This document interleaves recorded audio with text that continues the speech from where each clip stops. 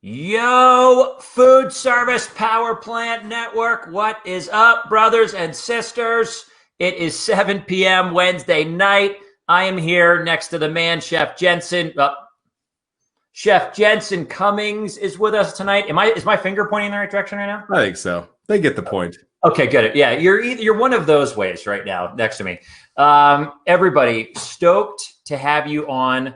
I want you to remember that I'm going to show this. Okay, so you can live comment, of course, and ask Jensen any question along the way. Yes, let's go. We're going to, someone saying hi. I'm going to look on my phone, which is over there. So if you want your name to pop up here, just go to StreamYard/Facebook and your name will pop up. Jensen, hold on one second. I'll just take over the show. I am really excited to be here, to be in this group. Anytime that I get to talk to hospitality professionals, I am amped up about it. So I hope we bring some value to everybody watching. Yeah, you can just pass it. We can just pass it back and forth, man. We can co-host this thing. If you got to work on the robots at all, I got your back, Jason. The robots are coming, but it's going to be incredible. I'm trying to find us. There we go. Anthony is on. Yo, Anthony. Let me turn the sound down. Ruby's on. Michael, good evening from the Motor City. What's up, brother? Denise is on from Colorado Springs. Hi, everybody. It's great to see you. You are going to love tonight's conversation. I mean, this group started to be about positivity, positive mindset tools, an abundance mindset, learning to think differently when life's challenges, come your way. And just in dialoguing with Jensen, he's someone who's clearly thought about this stuff, who's learned and thinks through that mindset. And your story is so fascinating. I can't wait to go through questions. Could you just give us a quick start as to just tell us who you are? Absolutely. Jensen Cummings here, and I am a fifth generation chef, restaurateur. We talk about that our family's been gluttons for punishment for over 120 years, Jason. So we started our first restaurant in 1900 in Little Falls, Minnesota, called Le Fond House, the French family side. Migrated to California. Great-grandfather and grandfather were mostly barmen, bars and restaurants in San Francisco. Fast forward, 3 uncles own 8 restaurants in 3 different states between California, Iowa, Florida. My younger brother is a chef as well. He worked with me out here in Denver at places like Kevin Taylor's, Tag. We opened up Tag Restaurant, and I was the chef de cuisine at that group and opened up multiple concepts with Troy and the Larimer group. And even Row 14, he was there at that restaurant. So our family's been in the game a long time. So there's definitely this legacy in it that I'm always thinking about, which we'll talk about a lot, because the reason I do what I do now is so much for the family history, struggling with my own personal experience within the industry, and then also thinking about having 2 young sons now. I think about that now because I never got told, when are you going to get a real job? Because our family's done pretty well in this industry, relatively speaking. I do think that, my uncles are indentured servants to their restaurant, and there's a whole dynamic there that's challenging, to say the least. But my 2 sons, I said, would I tell them to go in this industry? And there's certain moments, certain things about the industry I say, absolutely. And there's other parts I say, no fucking way. Like, no. Yeah. And now I'm very focused and committed to making sure that we rebuild this industry, because it's about time. So that those 2 young boys, I say, absolutely. This is an industry that is equitable, profitable, and sustainable. And you should absolutely go into that. So that's kind of mapping my journey a little bit. And there are a lot of fun stops along the way that we can get into. Oh, well, we'll talk about that in a minute. At what point is it because you grew up in it that you knew you wanted to be a chef? Like, at what point were you like, you know what, I'm seeing all of these things. I love what this does for my uncles or my family. Like, I love the feeling I get from creating something. What was it about it that made you want to become a chef? I actually didn't know until I graduated high school. I grew up in Southern California. I graduated from high school barely. I was absolutely a troubled youth for sure. I was always an entrepreneur. So I was always selling something, hustling something, whatever that was, like very much a hustler at a young age. And then I graduated high school, and one of my uncles Rick Karmer, who owns multiple restaurants, and the restaurant that I first worked at, Wallaby's Bar and Grill in Ames, Iowa. I went from San Diego to Ames, Iowa. It was a huge culture shock, right? Yeah. Ames, Iowa is where Iowa State University is, and they've had restaurants there since 1984. My uncles, 2 different uncles, live in Ames, Iowa. And I went there just for a summer. He's like, get away from California. You're doing stupid shit. Like, come out here, hang out with your uncle. We call him Rico Suave, coolest dude in the room every time, no matter what. And, you know, drinking Rolling Rocks, smoking Marlboro 100s, riding a Harley, like that guy, like the restaurant guy that you imagine from like the 80s, 90s, and that are dying off right now for sure. And so what was interesting is I just thought I was going there for the summer, and I started washing dishes at 17 years old. A week in, I was all in. It was like finding your tribe. I was like, the intensity, the chaos, the hazing, the drinking and the drugs and the girls, all of it. I was all in. I found exactly what I was looking for because I'm a very intense personality, and that satiated that hunger that you have to just be at the brink all the time. And restaurants are absolutely that. And so I went from washing dishes, and within a year I was running the line, went to culinary school out there, met my now wife out there as well. And so it very much just felt like that dysfunctional family. You know, Bourdain calls us the pirates on the pirate ship, or the Band of Rebels, the Island of Misfit Toys. I found that, and it absolutely fueled me for so long. And then I started to reflect on kind of the family piece of it. I was like, I get it, because on all sides of my family, entrepreneurs, everybody owns their own business, for better or worse. We just don't know how to work for somebody else, unfortunately, to our own detriment sometimes. But that's, you know, that was just very clearly something that was in my DNA. How about it? I love that it's funny how that trait or that gene really does get passed on, that right. You know what I mean? It's not just something that's learned. I mean, I'm sure you learned it, and I'm sure it's, you know, cultural and learned, but I think you're also born with it. Josh Callahan is on. What's up, Josh? Represent. So my company, Jensen, I work for a cow mill. They're based out of Oceanside, I guess is north of San Diego, I think. I graduated from Vista High School, which is adjoining to Oceanside. My younger brother went to Oceanside High. My father actually just moved from Lake Arrowhead, where one of my uncles has 2 restaurants. He moved down to Oceanside, back down to Oceanside. So we know Oceanside very well. I have caused a lot of havoc in Oceanside for sure. That's great. Yeah. Taz is on. Taz, what is up, brother? Josh says, I live in Vista. Boom. Yep. My mom still lives right off of Osborne Street. You can go visit her. She's got a greenhouse in the back, and she's always growing some kind of delicious food. As a chef, every time I go back there, I'm always like, God, you just grow the best food. And I feel like I'm getting gypped every time I go to anywhere. I'm like, the food just tastes different in California. And everybody, you know, it's interesting, total tangent, but I grew up in a place where everybody grew something. Like, we had a fig tree and a nectarine tree at one point. We had lemons at another point, blackberry bush, all these different things. And your next door neighbor grew avocados, and the other one had Oro Blanco grapefruit. And so there was this like barter. You would take your basket of food over to the neighbor, or like literally you just go pick food off your neighbor's tree and you just replace it with something else, and you'd like leave it at their fence. Super interesting, kind of the food culture there. So shout out to Vista for sure.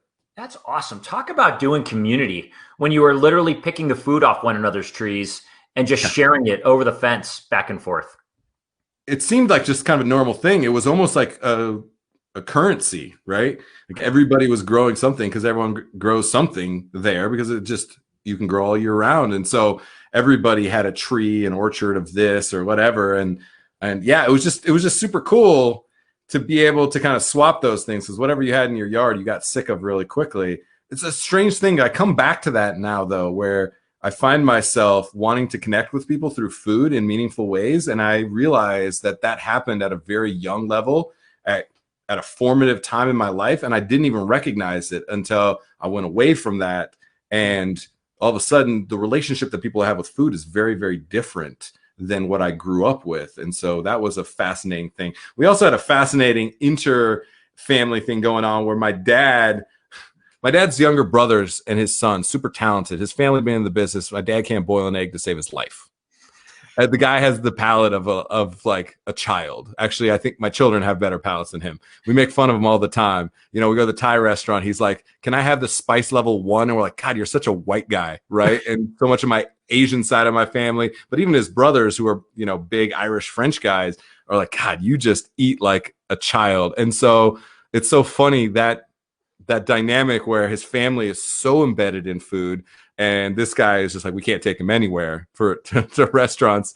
And then my mother, unbelievably talented cook, one of those people where I've challenged her on her recipes. I can't cook them as good as she can. On paper, I'm more technical, but she has the secret ingredients, and it's grandmas and mothers. There's something in their hands that changes the flavor of food. I can never compete.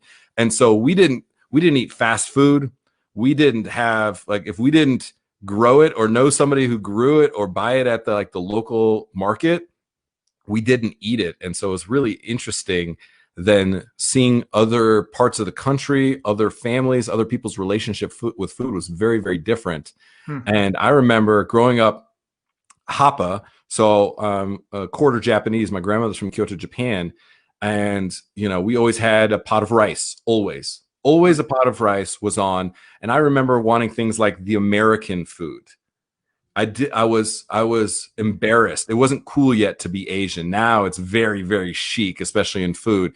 My grandmother would bring these tiny containers of weird little fermented and pickled and things like natto, just funky, weird stuff that when I had friends coming over, I would throw away food out of our fridge because I was embarrassed by it. Now it's some of the most fundamental things as a chef. Like this is like the candy store of ingredients for a chef. And so it's so funny how you kind of go back to where you came from in so many ways. And for me, thinking about community around knowing people by what you eat and who you commiserate with, I think is very important. And so I just know, especially in such heated times or in times where a lot of conversations around Black Lives Matter, and I've had conversations with a lot of the Black chefs that I know, especially the Black men that I know. I was like, look, your gumbo recipe means something to me. The fact that I know you through food, no matter what, like you can never hate somebody who you've sat down with and had a meal with and expressed your love of food and eaten what they've cooked and they've even eaten what you've cooked. So it's a lot of those type of things that I find myself coming back to today more than ever. I think about it so often, the power of food and the medium, the ways we use it as a medium to celebrate, whether it's a wedding, a graduation, a birthday, to grieve, whether it's a funeral or a significant loss, you do it over food. A few weeks ago, we were having some level of conflict with some friends, and they came on the back patio and we all broke bread to try to talk through it. We did it over food and a drink, because there's something about that medium to connect in the highs and in the lows. It's like a universal source of connection. It's a language. What's that? It's totally a language in and of itself. And if you speak that language, then you speak the language of every human being on the planet. Full stop. Like that's the reality of it. If you speak food, I can speak to you across any generational, cultural divide of country or border. You speak that language, you can communicate, you understand each other. And I think that's an important thing. What I've recognized is as a chef, and I even struggle with that, Jason, because I don't work 70 hours in a restaurant anymore. I'm like, am I still a chef? I mean, my handle says I'm a chef. Yep. Maybe I'm always going to be chef, just like you're always coach. If you have impacted people at that level, perhaps. But I reflect on that. And when I think about that, what I recognize now is I've always just been a communicator. And I think everybody who's in food and beverage hospitality is a pure communicator. We just happen to use the medium of food, beverage, and hospitality as the vehicle to be able to communicate in the way that we want to communicate. It's pure communication, which has made this transition to, you know, being somebody who focuses on big picture strategy for evolving this industry and is on every day speaking. You know, we've done, what do we do today? 252 episodes of Best Served Podcast since March 18th. Whoa. We went 5 months without skipping one single day. And finally, we took a little bit of a break and then now I've come out with some new programming. But like, I needed to communicate. I had to communicate. And I know that that's why you started the show too. So I think that's a compelling reason for us to be in this. And if we think about it as communication versus getting chummed up in the minutia of what we do and how we do it and thinking that that's what matters, it's why the fuck you get out of bed in the morning to go bang your head against the wall in a kitchen, who it is you serve, who's gotten you to this point, if it's family legacy, if it's early mentors, if it's I just needed a summer job and then all of a sudden I found my people. Why and who before what and how is very much a focus of ours. We're very much channeling like Simon Sinek meets Nietzsche. It's very deep and practical for us, and that's the approach that we take, and that's what's fueled me to do over 250 episodes. It's crazy. Well, you clearly have your why, dialed in, what you're doing, why you're doing it. It's that purpose, that passion that, like you said, get you up in the morning. Jensina is on. Yo, Jensina. She says, I will trade avocados for maple syrup. She's up in Canada. Let's go. I love it. Yes. I absolutely love it. My go-to breakfast was always cut an avocado in half and you put a little bit of salt, pepper, and like whatever dressing into the avocado and you just eat it out with a spoon. I mean, it's a perfect meal. That's it. Awesome. I've never tried it. It's going on the list. Taz is saying he loves your legacy. So cool. Chef Chris Valari from upstate New York is on. Yo, Chef. I want to connect you guys too because your bio that I read was about sustainability and food waste. And Chef Chris is, he is the global chef for Sodexo. He focuses a ton on sustainability and food waste. He and I had a conversation, I don't know, 8 weeks ago. I love it. Fermentation is the future of a way to lock in ingredients. Like we think about ramps, right? In restaurants, pickled ramps so that you can have in November. Fermentation is where I focus a lot of that energy because it gives you the opportunity to amplify flavor, to take ugly ingredients and make them delicious. And it also allows you to extend seasons, to take massive amounts of produce into your system, which supports local farmers. So fermentation. People ask me, how do you reduce food waste? Fermentation, number one thing that you do. Because it also is inspiring and people learn something new and you can connect to culture, right? And it's fucking delicious. And it gives you the opportunity. If you sit there and try and just focus on yield in a restaurant, of not wasting quite as much, not having as much trim, not having as much scrap, I think there's something in that, but you're so focused on the micro interaction, it's really hard. Give people that North Star, that why, and I think fermentation is a really good unlock for that. So there's my tangent for that. Fermentation equals reduced food waste. Oh my gosh. Well, Chef, I'm sure you guys will connect. I have a feeling Chef Chris is going nuts on his end of the country right now. Food as a language, Tad says, more cohesive than math. Boom. Nailed it. That's it. Jensen, you, as I read your bio and looked at your career a little bit, chef, beer, say it again. Certified Cicerone. Certified. So that's a beer sommelier, right? Yeah, that's just a fancy way to say I make up big words that describe the beer. It's turning what was a habit or a hobby into a professional avenue. But yeah, 2012 went through the Certified Cicerone program as I was getting really, really interested in the intersection between beer and food and amplifying that in a way. And that led a lot to the food fermentation stuff that we did, the brewed food movement that we started, kind of teaching chefs how to think about melding beer and food in a meaningful way. I thought it was a really good way to create a sense of place. And it has done that because wine and food was the focus and has been the focus and always the focus. Yet one of the tenets of winemaking is terroir, right? That sense of place, that you taste the soil and the sun and the environment of that place. That creates what wine really is. When you drink Bordeaux, you're not just drinking what's in the bottle, you're drinking what's Bordeaux, the place, the people. And a lot of restaurants are doing that. Yet, unless you're in California, maybe the Finger Lakes of New York, maybe the western slopes of Colorado, a few places, you don't necessarily have the opportunity to create a sense of place with food and wine. You can create a delicious experience, absolutely.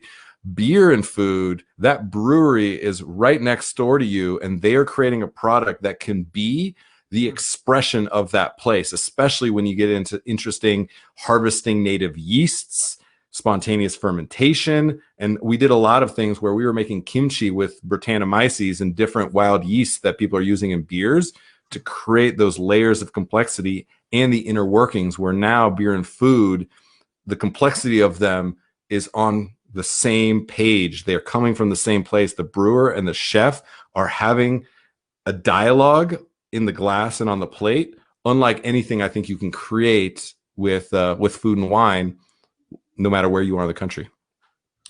Man, I never thought about the difference between that, how beer is such a local experience. Someone is brewing it. There's probably someone brewing it in their basement 5 doors down from me right now. Right there. Right there, right there. And you know what? When I think of not only just culture, because I'm so focused on restaurants, breweries, food and beverage being fundamentally the pillars of both culture and commerce in their community, I'm really big on connecting those dots. The culture is more what we've been talking about. We can go very practical for people though too, because the commerce side of it is super important. Breweries especially, restaurants, but breweries especially, as I think of like dilapidated Rust Belt towns outside of Pittsburgh, let's say, breweries are becoming once again the center of those towns, those cities, because people need to gather around and have a drink with each other, right? It's always been the way. If you look at Europe, if you look at the way a lot of civilizations were built, there were two things that were fundamental into the modern, from medieval into the modern age, and it was religion and it was beer, right? Maybe wine. And so if you look at a lot of, like, let's say German towns or French towns, in the center of town is a church and a brewery. And a lot of times it was the same people making both. They were the monks, right? And you hear about that. And so I think about those things. And I think about also, I think the resurgence of what small town America can be and will be. Breweries will be at the forefront of that. Restaurants will be at the forefront of that, because people need to commiserate in that way. Whatever way that is, I think is going to be important. And so I think breweries, it was important for me to think about that, because you can create a 5-star experience, whatever that means to you, in Decorah, Iowa, because you can have a world-class brewery in the middle of nowhere.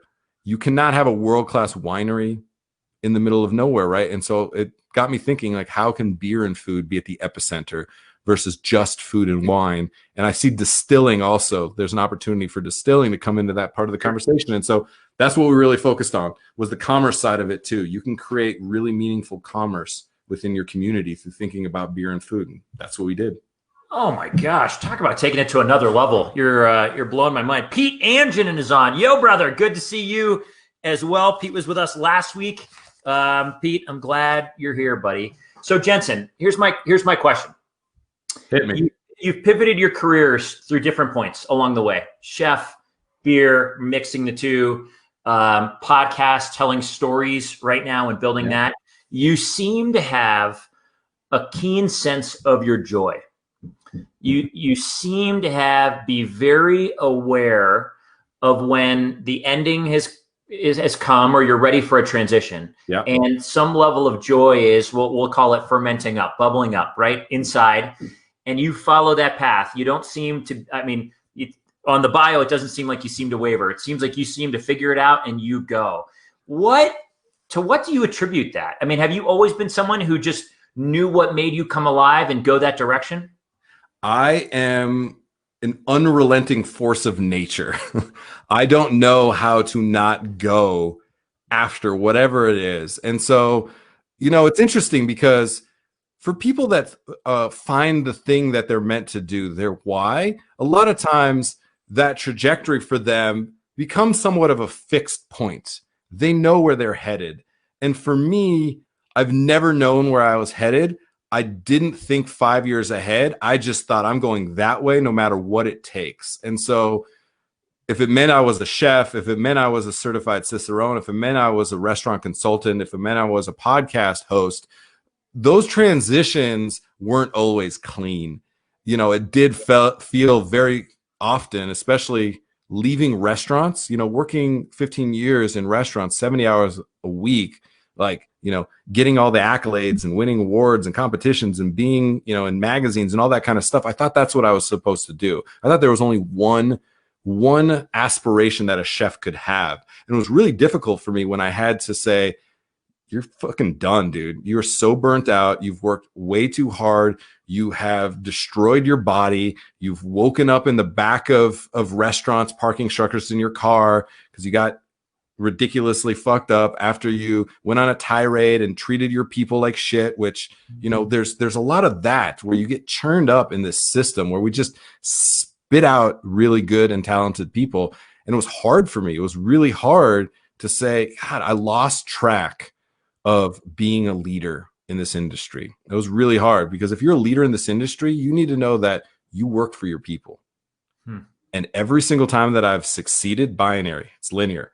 Every time I succeeded, it's because I recognized that I worked for them and I created a space. I put everything I could on my back to create a space to empower people to be the best that they could be, right? And every single time that I failed was because I took people for granted because I thought they were lucky to work for me. And the restaurant industry, unfortunately, puts you on that path. It is so hard to break free from that in this industry, which is why I'm so compelled to build this industry anew. We can't keep just building a new mousetrap. We can't just keep putting a different color lipstick on the same pig, right? The definition of insanity is doing the same thing over and over and over and expecting different results. We're in that scarcity mindset. We're in survival mode. We don't think about abundance and growth. We think about cut and control. Right? These are the tropes and the mentality that we have in this industry. So no, this has not been a clear path for me. It has been rife with personal failures time and time again. The thing that I'm good at is I will fail for breakfast and I will win for dinner. Whatever that means, I will not be deterred. I will not dwell on what happened. I will not be worried about the fact that I couldn't achieve, because this is a long game, right? And we get so, again, chummed up in what we do and how we do. We're instant gratification in this industry. We always think, and this is a strength often, yet we turn it into a weakness because we think it's the only way. The next plate up, you're only as good as your next plate, right? You're only as good as that experience with that one guest. That creates the opportunity to stay in the moment, yet we never leave that moment. We never think about the big picture. We never spend time, I didn't, thinking about what that actually means for your sustainability in this industry. Because I did an amazing job for a decade and then I couldn't do it anymore after 15 years, right? And so how do we sustain the human capital? How do we invest in our most valuable asset, our people? That's what our industry hasn't done very well. Is that Michael, by the way, from Michigan, is shouting out about 357 breweries in Michigan. Michael, I'm curious how many you've tried their goodness and what they're cultivating and creating. Hopefully, I love hearing that. And they have some amazing breweries there. I don't have a favorite beer, but if you made me drink a beer every single day of my life, Two Hearted Ale from Bell's would be at the top of that list. They have amazing breweries there. I think of Speciation, really great husband and wife team doing some cool mixed culture, spontaneous stuff, is amazing there as well. So Michigan's got some great stuff. In 2010, when I really started my beer and food journey, there was 1,500 breweries in this country. There are 8,000 breweries now. Gosh, God bless it. Yeah, Michael's been to all but one, it sounds like. Well, maybe, Michael, maybe we'll all get to the last one together, my friend. Deborah Hibbs is on from Texas. Yo, Deborah. Andy Moore, lots of love, my man. Welcome, everybody. Speaking of Texas, I just today had Jeffrey Stuffing, is a good friend of mine, who is the owner brewer of Jester King, which, if you had to make gun to the head, had to make me pick my favorite brewery in the country outside of Austin, Texas, Jester King Brewery in Dripping Springs is at the top of that pile. Mixed culture, spontaneous stuff. They're on 50 acres of preserved land. They use Texas well water for their beers. They use local grains. We just today tasted a beer that had wine grapes grown in Texas. I didn't even know wine grapes grew in Texas until he introduced me to them. They use those in their beer. So yeah, Jester King, one of the best at creating a sense of place, building community, and just having absolutely delicious product as well. I love it. If you're down there, Deborah, go. It sounds like it's incredible. Joe Carcione, Jennifer is on. Pete Engine and hashtag Texas Wellwater. There you go. Baby. Deborah's going to look it up. Okay, so you have a vision. It sounds like you have a vision for this industry. A better way to do it. A better way for us as an industry to move forward. What the future might look like. Tell me the number one thing to you that would look different in the industry you envision that's better than it is today. Yeah, let me preface that with a couple of things. I have no idea, yet all I do is I map. You just mentioned the way that I've navigated my career. I keep staying focused on there's some nucleus in everything that stays consistent, and everything else about it is continuing to evolve, and find that destination. I think is important. And so I call what we work on a roadmap, because if I tell you there's one way to do something, I'm selling you something and I'm probably full of shit. Sure. Because every decision that you make has to be personal. It's unique to you. It's unique to your market. It's unique to your team, all of those things. The number one thing, and we call this framework that we build, this roadmap that we build, the Paragon Pillars, because I have outcomes that I'm looking for. And there's a windy road to get there, yet there's a way to get there. And so better is subjective. New and something that is equitable, profitable, and sustainable, that is what we're really mapping towards. So I really make sure, and people ask me every day, what should I do? And it's like, I have no idea. Let's talk through where you're actually at, why you do what you do, who it is that you serve. Because if you have that North Star, that anchor, you have an opportunity. If you start telling about you cook this food and that dish and this dish, you're vulnerable, because the food doesn't matter unless it's an extension of the way that you build community and you communicate. So that's some groundwork stuff that I kind of tell people. The Paragon Pillars are born out of something after I failed multiple times. Even though I'm a really good operator, I couldn't figure out how to make a restaurant what I imagined a restaurant could be. And I'm very much a futurist, and it wasn't ready. And so I said, what do we do? Like, how do we create an industry that's actually viable, that actually gives us an opportunity to succeed at whatever level and however you define that for yourself? And then I looked at who was working in the industry, and things come out like it's a young man's game. Like, you're right.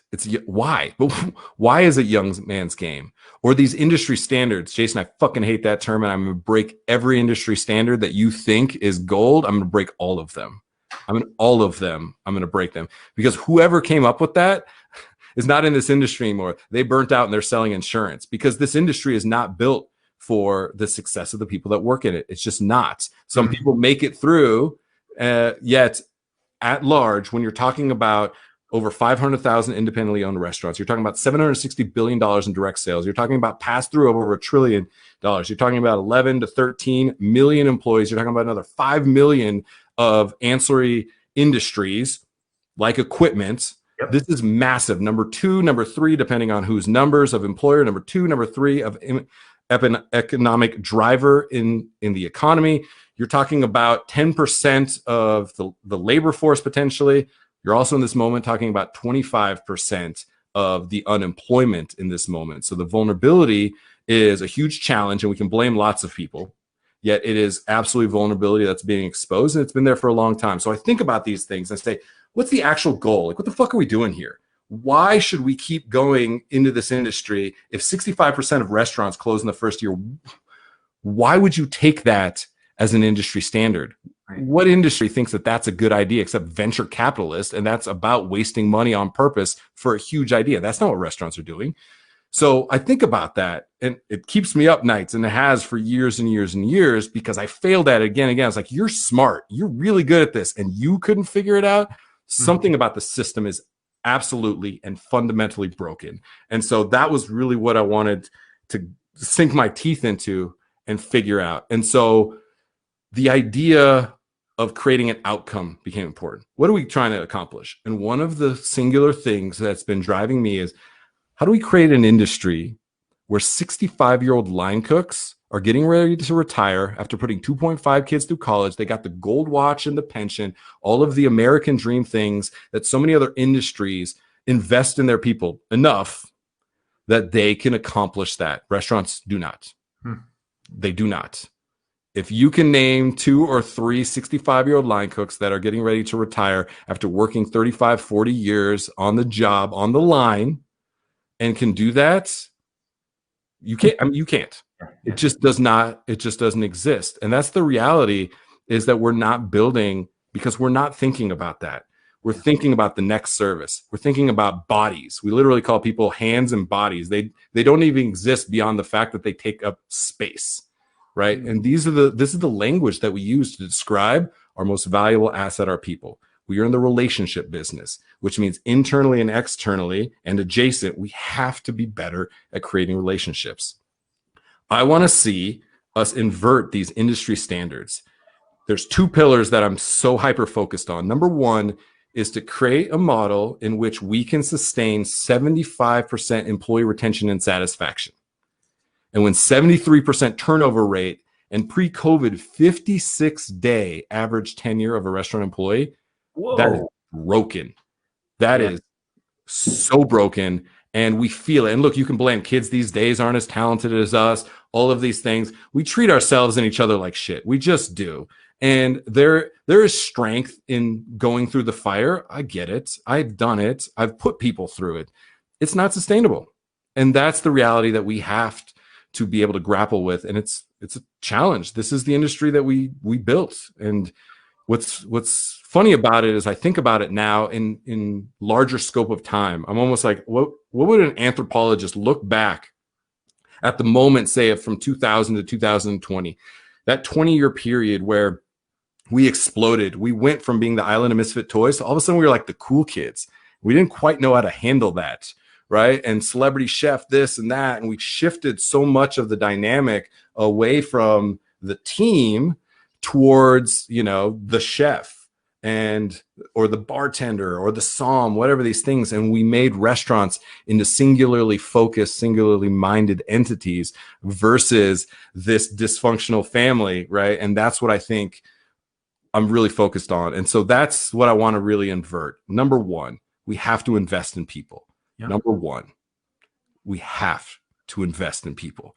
And it's really challenging. And the second pillar feeds into that because I get it. At the end of the day, when you look at it and you're like, where is the money going to come from? You're trying to pay somebody $1 less an hour. And the reality is, like, a line level employee leaving you costs you $6,000 annualized. A manager, $13,000, $14,000. Imagine if $6,000 worth of food walked out the door. You would lose your shit. You'd stop everything and you would fix that problem. Every single day, we would let $6,000 worth of investment in human capital walk right out that door. And that's what I have major issue with.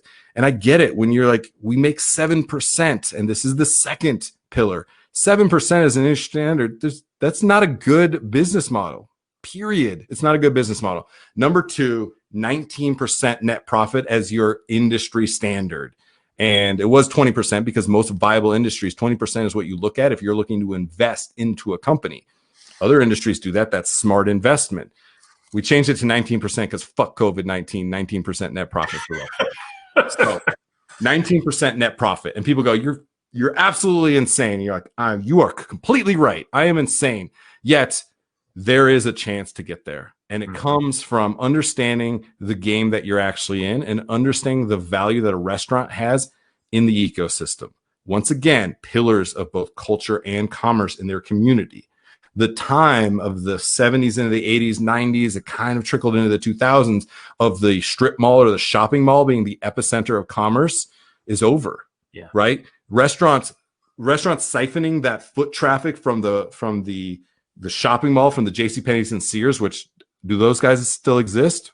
Now any new emerging market, any new emerging neighborhood, it is absolutely restaurants, food, beverage, entertainment that is leading. They are the linchpins. They're the cornerstone, the flagship of allowing the shoe boutique and the dog studio, the dog kennel, whatever, the yoga studio, they're the ones creating the opportunity for foot traffic, for attention, and for butts and seats for those businesses. And so restaurants need to think about that and not go into this buyer seller's mentality of like who has leverage to negotiate the best price. What you can recognize is now all the other industries, equipment included, said, wait a minute, we need restaurants a lot more, linen companies, a lot more, food companies, a lot more than we realized before.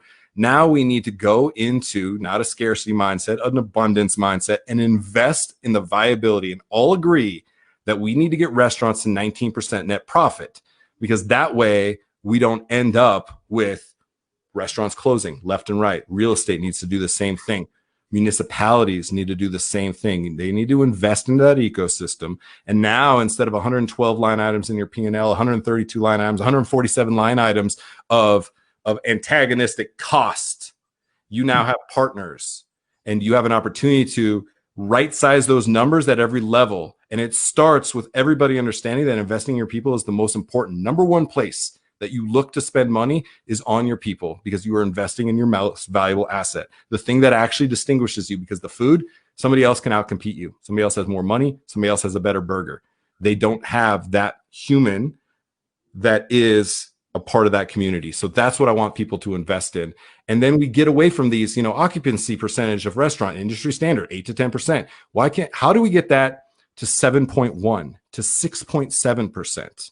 Right? Because that changes the number. How do we get some of these numbers that have become these industry standards and shave 0.25%, 0.5%? And again, not because we're trying to put our foot on somebody's throat, because everybody's saying, what part do we play in the ecosystem of restaurants getting to 19% and 75% employee retention and satisfaction? If you get there, imagine this, Jason. Imagine if restaurants were actually good at forecasting, which we suck at. Imagine if restaurants were good at forecasting sales, and you're looking at Q3 of 2021, and you're saying, you know what? We lost that one convention that was supposed to come through. All of a sudden, there's a huge storm coming through. We're going to have snow a lot earlier than Halloween in Colorado.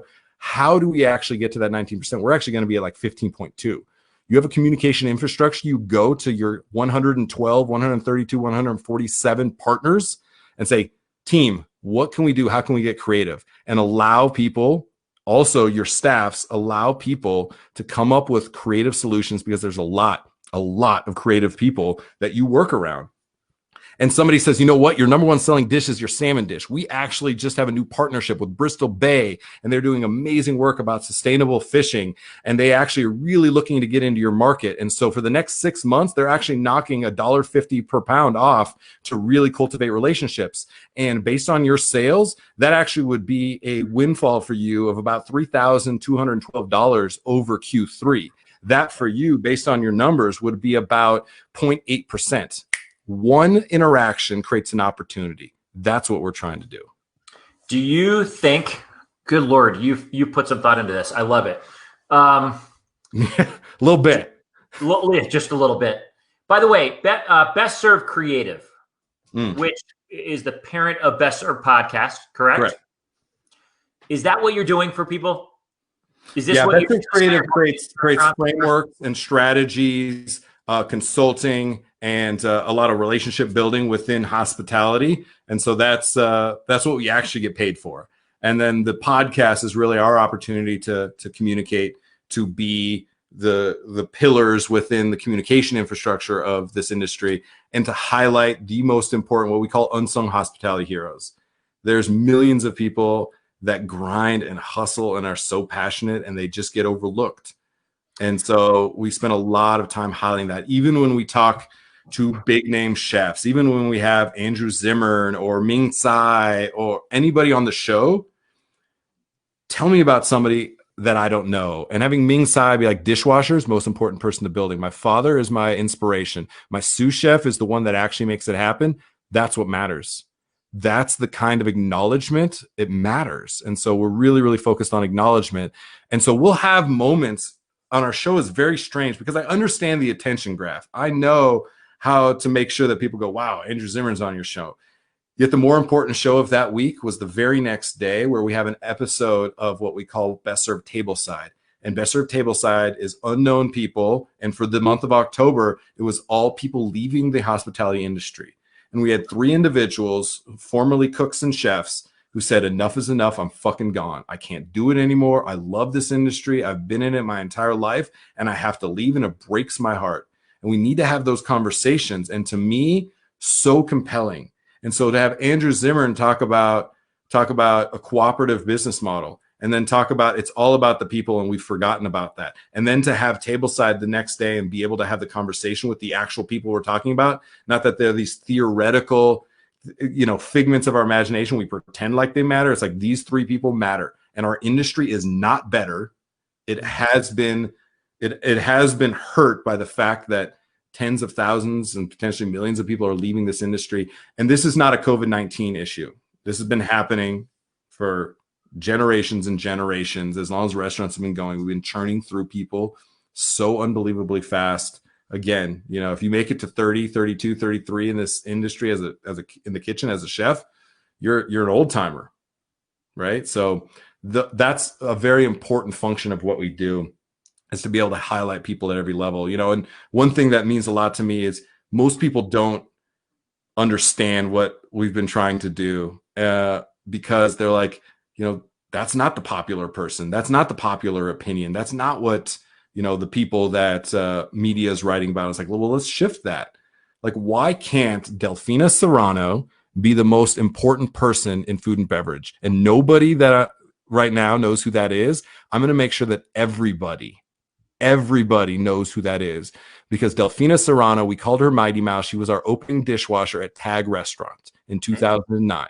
Never worked in a restaurant before. She's maybe 4'9", maybe 80 pounds. She would walk from the basement with a stock pot as tall as her and a dish rack to put the dish rack on the ground to be tall enough to hang up the stock pot, right? This is the people that I want to highlight, because that is what, if we focus on that, we have an opportunity. Because if we highlight these people and inspire and motivate them to then motivate us to stay focused on the Delfina Serranos, and everybody has a Delfina Serrano. Everybody knows that person. They go, they are just the best, and nobody's ever heard of them.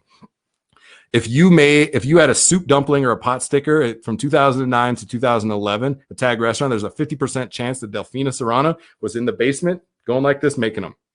She taught herself. I was teaching pastry people in the basement how to make them. She just started watching. And the next week I came down and I was like, who made those 2 trays of soup dumplings? She's like, I did. I was like, those are the best soup dumplings I've seen made out of this kitchen. And you've literally had no training. You just got in there and started making them.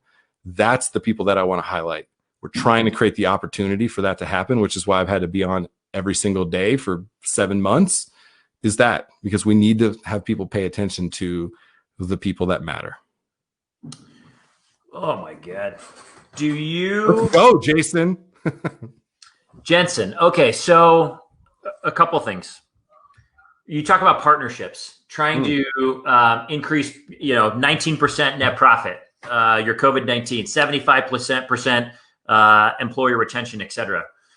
And you talked about the value of partnerships and accomplishing those goals, from your food supplier to your equipment supplier to your real estate, your landlord, to all these different people involved.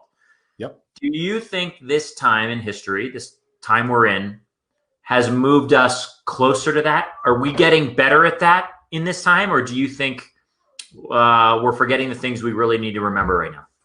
Both. I think the answer is both. I think right now everything is in flux, which creates the opportunity. I think a lot of people are looking to go back to normal. There's no going back to normal. Whatever you thought was normal was not sustainable. Whatever you thought was normal was not equitable. Whatever you thought was normal was not profitable. It was not. And so we need to go towards something new. And certain parts of this industry are going to have to burn to the ground. They absolutely are. The whole industry, and hopefully a lot of businesses, won't have to suffer that. And I wish that we could have found a way to rebuild a lot of these pieces, but many of the things have to go away. And the way that we treat people in this industry has got to change. There are no other industries where you have to fight just to get a dollar amount that's a livable wage. There's no other, that doesn't exist, right? Except in food and beverage. There is no other industry where benefits, come on, and it's like this. Businesses have done it because the pressure has been put on them. And I get it, because there's no money left, because you're at 6%, 7%. You're trying, You're trying to cut and control your most valuable potential assets. And the mentality of prime costs is a really big vulnerability for the industry. We have taught our industry to focus so much on food costs, labor costs, poor costs as those variable control costs. We started creating a lot of bad habits. And I'll give you a very specific example of that. Sunday at a restaurant. How often you get to the end of the week because we have not forecasted and your numbers aren't going to be there, and you cut 2 servers and you cut 1 cook, and it's a shit show because we have not prepared properly. We have not invested properly. We now, every single person, from that manager who made that decision, from that bartender, the 1 server that's still on, and the 2 cooks, and there's no dishwasher because you cut them early and now they're having to do that. And then all of a sudden you get busy. The guests don't have the experience that they should. You just lost any opportunity that your restaurant has to make a profit at any point. Yeah. We are shooting ourselves in the foot. Yet, Jason, what happened? You nailed your 9% labor number. Right. And you got your bonus. That is a huge, huge issue. And look, I'm big on managed seconds and pennies. I just don't like the cut and control mentality. I want the invest and grow mentality. I want to drive top line revenue, right? I don't want to sit there and cut. How do I deploy the talent that I have? How do I deploy the asset that I have? We're looking at our people as a liability, as a cost that hits my food cost number, that hits my labor cost number. And we start cutting the things that actually matter, right? Yet, we spent $2,000 on each of those beautiful light fixtures that were reclaimed from the Titanic. Who gives a shit? But we spent so much money on that we're playing from behind the whole time, right? We invested in the things that, in my opinion, don't matter. I've been to some amazing meals that I waited in line for that I sat on plastic chairs from Walmart. It doesn't matter. Yet I've had Michelin-starred food all over the world.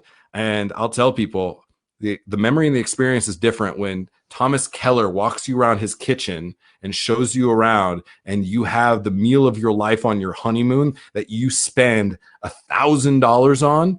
You'll never be able to tell that story again. Yet food for food, the dish that costs $300 and the dumpling that costs $3 and a nickel, I have the same goosebumps and emotional reaction to them because they both were the purest representation of why they do what they do and who they are.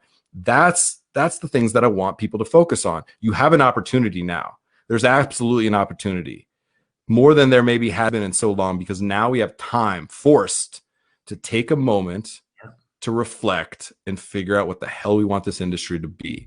And by and by at large, so many people are saying restaurants are no longer a great place to work. And it fucking sucks to hear. We have to take a moment to reflect on that and say, what do we want to build? Now is the time that you can build that. And I'm excited about the opportunity to have any impact on that at any level for anybody. And that's why I do what I do. Good Lord. Taz is on. Taz, who works in Bentonville, Arkansas for Walmart corporate. He'd like to bring you into some meetings with him. Your logic is spot on and blindsiding brilliant. Boom, Taz. We'll connect you. I don't know if Jensen's flying right now, but you never know. And I've never been to Arkansas, so I want to know what people in Bentonville, Arkansas eat. What's funny is, like, back to those ideas, and there's a lot of like political things happening, and I think about that. Like, I'm fiscally pretty moderate, sometimes even conservative, very socially liberal, right? Like I don't always fit into the box. And so what's interesting to me is I have a neighbor who's from Lafayette, Louisiana. And actually my family were original Acadian Cajuns, the du Pelerin, who went down the Mississippi and went to Lafayette, right? And let's just say it's a very like red state. And I talk about that sometimes, and he's a military guy, and I'm more on the Democratic liberal side, and he's a little bit more on the conservative Republican side. And we have the greatest conversations. And you know what we always talk about? Food. And I'm like, you know what? He's like, there is some ass backwards people in like the bayou of Louisiana. I was like, oh, all right, tell me about that. And then he tells me about them. And you know what he tells me? The second thing out of his mouth after he, says that they're ass backwards and they're this and they're that, it says, oh, they make this amazing dish. let me tell you about it. And his mood changes and my mood changes. I was like, look, we may not vote the same way. We definitely can sit down because they have a food thing. And I'm into anybody that has a food thing. And so whatever that is for Arkansas, I don't know why I went there, but that's like, I get you. If you're into food, we can have a conversation about that. Who knows what else you can have a conversation for? But again, it's the universal language beyond math even. And I think I'd love to come to Arkansas and eat Arkansas because I think that's what matters. Taz and I always talk about, I haven't met Taz. We met through this group and we always talk about mistakes. So maybe we'll all be there together. Deborah is saying word. You are preaching it. My wife, Shannon, is on. She is loving the insights you are giving, Jensen. We've got about 2 minutes left. I don't even frankly know. We got through we probably got through half of what we're talking about. How about this? Let me give you something really practical in these last minutes. I'm sorry to totally just like hijack you there, but I want to leave people with something super actionable because we've talked very theoretical. We've talked very, pontificated about all of this, and people are like, great, how the fuck do I actually do any of the stuff that you're talking about? And I completely understand you. And again, I could tell you this is what you have to do, yet that's just me selling something. It's like your roadmap is your roadmap. I want to create the framework for it. It's yours. It has to be yours. Now I get asked every single day, multiple times a day, Jensen, what do I do? What's happening? What are restaurants supposed to do? And again, I have no idea. Yet there are 4 things that continuously are coming up right now that I want to highlight. Number 1 is everybody who's in a restaurant, who owns a restaurant, who's worked in a restaurant, who's eaten in a restaurant, which is everybody. You have got to go to saverestaurants.com. The IRC, the Independent Restaurant Coalition, takes 20 seconds. Not something you say, it takes literally 20 seconds because every representative has to sign on to both the Senate and the House bill of the Restaurants Act, which is part of the HEROES Act. Right now, $120 billion. There has to be more money into the system to support restaurants because otherwise, the 5 restaurants down the street from you, 3 of them will not be there after the winter. That's the reality of it. Now, I have some issue with the potential ways that people are going to spend that money because if you spend the money to go back to normal, that's a huge vulnerability, I think, in the long term. There has to be more money in the system. When you think about the massive numbers, right? $1 trillion pass-through sector of the industry, $760 billion in direct sales, 11 million people in the industry direct, 5 million additional when it comes to ancillary industries. Huge industry. If you take the amount of employees from bailouts from industries like the bank, airlines, cars, cruise lines, and combined all of them that have been bailed out over the last generation, they pale in comparison to the number of people that are in this industry, let alone just the number of people that are currently filing for unemployment from this industry is massive. And so the reason is because there aren't 25 large companies. There's 500,000 small companies, and restaurants have not done a good job of representing themselves. The IRC is doing a great job of that. And I think that is a huge thing. You have to make sure that there's actually weight behind the efforts and needs of businesses at that level. That's super important. So that's number 1. Number 2 is pricing plan. We talked about this a little bit. You have got to get with your partners and say, what do you need to survive as a company? What do I need to survive as a business? Let's right size that plan and check in with each other ongoing to make sure that we can actually survive this and then create that communication infrastructure that coming out of this, you can thrive. That's number 2. Number 3 is you have to invest in outdoor dining. Outdoor dining, you already see it so many places. Colorado, most places down to 25% occupancy, and you have to invest in outdoor dining. Whatever creative way that you can is number 3 that you need to do. If it's greenhouses, if it's this and that, I know there's challenges in all those things. There is now different, I've seen across municipalities now, there's money to potentially help invest into outdoor dining. So definitely take a look at that. Jason, I'll share something with you that we just came across today, actually. Love it. And number 4 is you have got to figure out how to be 100% curbside and or delivery. You have to build yourself into being able to sustain at that level, the way that you communicate with your audience. I'm telling restaurants now, like, look, you know what I would be doing if I was in that kitchen when I'm developing my dishes? To go first. I would develop not the plate. I would develop the to-go box container and figure out how you plate it for in-person dining second. which is really hard for a chef. It means we can't build a dish around the swooshes on the plate. We have to build the dish around the to-go container, how they travel, what the consistency of them, how you keep hot food hot-ish, cold food cold, how you then create content to communicate to your audience, to have playful videos like, here's how you reheat my dish, here's how you plate this dish, you know, things like that are the way you're gonna have to communicate. And you're gonna have to figure out a way to remarket third-party delivery.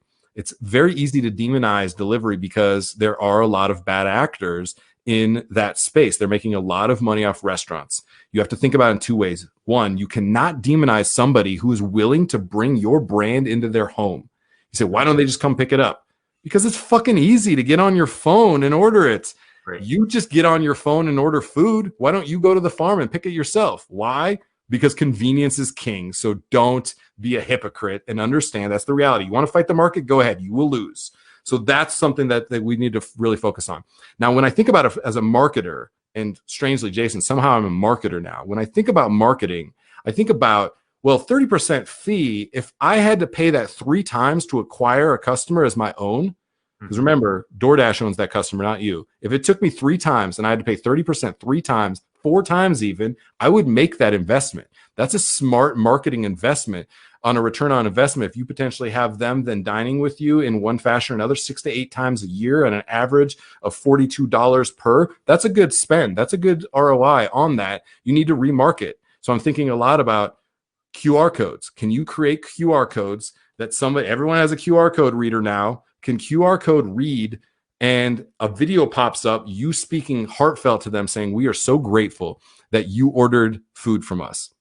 And just so you know, to truly support small independent owners, if you come directly to us, anytime you're willing to do curbside and pickup, it means the difference between us being able to pay Johnny and Susie $3 more an hour, and we would love that level of support. And if you continue to support us through getting delivery, we also appreciate that patronage as well. Thank you so much. People go, that was amazing. Yeah. Like, they just spoke to me. I had no idea. My wife, early on in this, was ordering through DoorDash from 5280 Burger Bar, which love those guys, from the Westminster location that's right across the street from us. I was like, Betsy, go directly to them. And she's like, oh, she didn't even know. And she's like, she's been in the industry. I spit all this craziness at her all the time. She didn't even recognize that that is not necessarily good for the restaurant. And so we need to be better communicators. We need to be the mayor of our community. Like Don, who's one of the owners of 5280 Burger Bar, there's a Facebook group for our neighborhood here. He's the mayor of our neighborhood. He absolutely is the best communicator. Everybody knows, you know, and then people go to him. He says, hey, we're making, you know, brisket today. Who wants some? And they sell out of 100 orders of brisket in an hour and a half. That's because they are communicators, because they aren't just sitting back waiting for butts and seats to then start their interaction. They're doing it on the front end, and they're not transactionally doing it, be like, here, buy this. He's like, my chef actually is really passionate about barbecue. He's originally from Texas. He's making some Texas style brisket. He's telling a story, not being like, buy my shit, and wondering why people are like, here's my special tonight, come buy it. Nobody cares. There's too much white noise. Yep. Here's my chef who's from Texas, who's so passionate about Texas style brisket. We would love for you to be able to experience that. Sold. The heart matters, doesn't it? The soul behind it, the connection, the relatability, the fact that it's built out of passion, and the heart matters. I think if anything I've learned in this time, it's been a greater connection on a soul level with people, on a heart level, on a spirit level, even with so many of my professional colleagues. Everyone watching tonight in this group is a professional colleague one way or another. We're all in food service, in the Food Service Power Plant Network. And yet we talk about things at a different level now than we ever could have pre-COVID. And, you know, there's always silver linings. Certainly that's one of them. I hope we come out of this still recognizing the value and the power of connecting in that way with our friends. Good Lord. This has just blown my mind. JR is saying, love it. The food service industry is a part of the hospitality industry, and that industry doesn't exist without people. Invest in people, and the industry thrives. JR, boom. Knuckles to you. Don is on. Debbie is on. Greg Hollenbach, what up, brother? Yes, the modern eater himself. Yo, my gosh, I was watching you guys today, Greg, and all the outdoor dining. I think it was Stanley Marketplace or something like that. Yes. Caroline Glover, we talked to her yesterday as part of our Best Served Together, where we had people who were part of the Independent Restaurant Coalition's leadership. So like Andrew Zimmern, Bobby Stuckey, Anina Compton, and Caroline Glover were part of that series. Amazing, right? And Caroline is just the best. She's just so real and heartfelt. And she's talking about the greenhouses. They spent $11,000 on those greenhouses and said that that is an important investment that they made. And so exactly this. We talked about those 4 steps with her because a lot of those she's very specifically doing. And so, yeah, I appreciate that. And Greg and Jay and their whole Brian and Richard and all those guys, the best. Absolutely. Greg, and then also a good friend, Eric Chiappetta from Chef or Death and now from Ninja Provisions are absolutely 2 people that I said I want to model the level of communication to the podcast that we did. You know, even when we started as a pure audio podcast in November of 2019, before we made the pivot to being live on Facebook pretty much every single day, right, on March 18th. And so, yeah, big shout out to Greg for sure. Greg, we love you, buddy. So, Jensen, real quick, before we wrap up, tell everyone, you've blown, I think, some minds tonight. I think you've inspired some people. I think you've got Taz wanting to bring you into his meetings, for crying out loud. So tell people where to find you. How do they connect with you?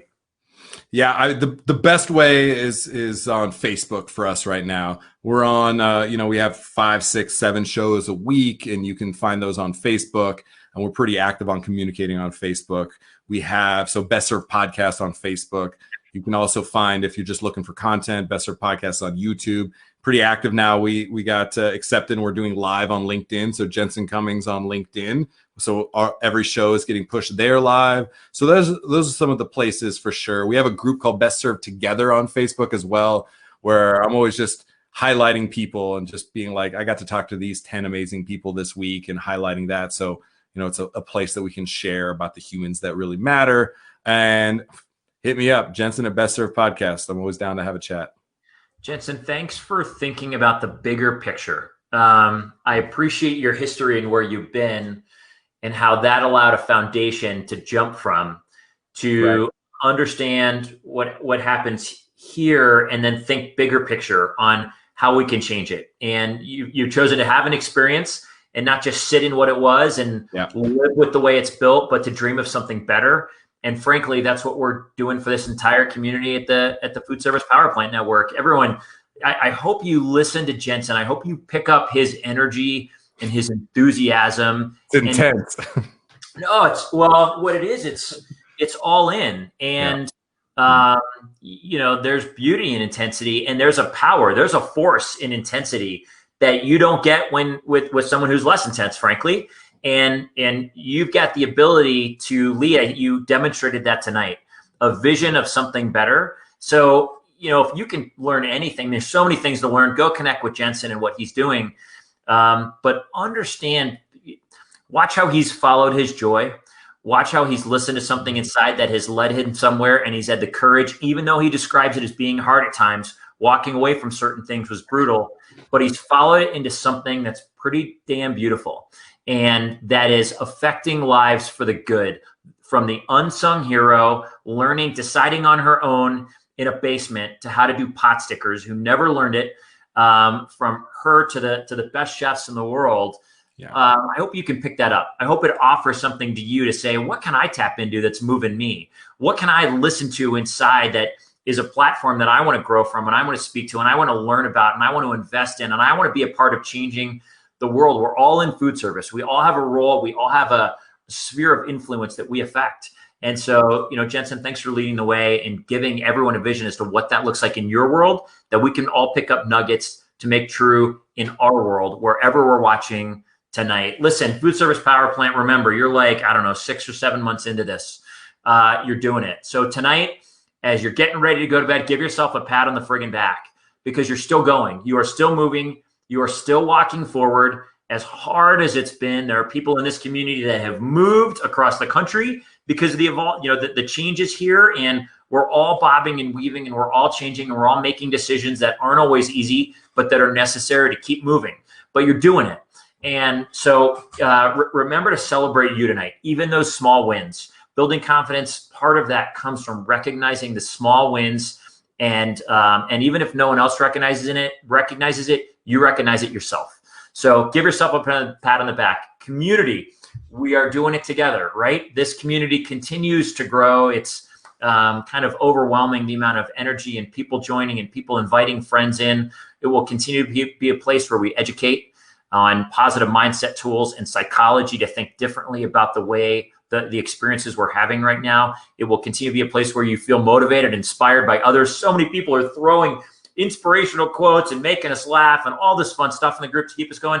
And God knows it will be a place where we're doing it together, where we're continuing to do this in community with our peers who are now becoming friends. I have more friends now in food service, and I've been in the industry for 12 years, and I know a lot of people. The amount of connection that has happened in the last 7 months is overwhelming, and I hope it is for you too. Continue to find people to connect with. And remember, if you're going through a particularly tough time, you keep moving. In the words of our buddy Dave Turner from Tabletop Journal, you do not stop. You don't give up. There was a time that I needed to give up, that I wanted to give up in my life, and I didn't. People came by my door, they knocked on the door, they pulled me out of the house, and they taught me to keep moving and keep going, not to give up. And remember, my life looks a million times different than it did that day. So if that's the day you find yourself in, you keep moving. Your tomorrow does not need to look like your today. You can grow, you can learn. Your story in tomorrow can look 180 degrees different than today. So just keep moving. And if remember that if you're carrying a weight right now, it isn't meant to be carried alone. Share it with someone who cares about you. Share it with someone you trust, someone that you can be real with and honest with about your experience and your story. If you need to, message me. I'm happy to listen, or connect you with someone. If you need to find a therapist, if that's what you're going through, then go find someone that can walk with you professionally through this. Remember, someone reached out to me last week and said, I've been sober for 20 years. If you've got people struggling right now, I'm happy to listen and teach them what I did. You've got so many connections in this network to help keep you healthy and walk you to that moment where you live in your passion again. So keep going. Jensen, God bless you, man. Thanks for everything you're doing. Let's go, Jason. Motivation, no doubt. I'm grateful for the opportunity to speak with you. We love it, brother. Everybody have a great night. Thanks for joining us. We'll see you next week. Night, everybody. Bye. Thanks, Jensen.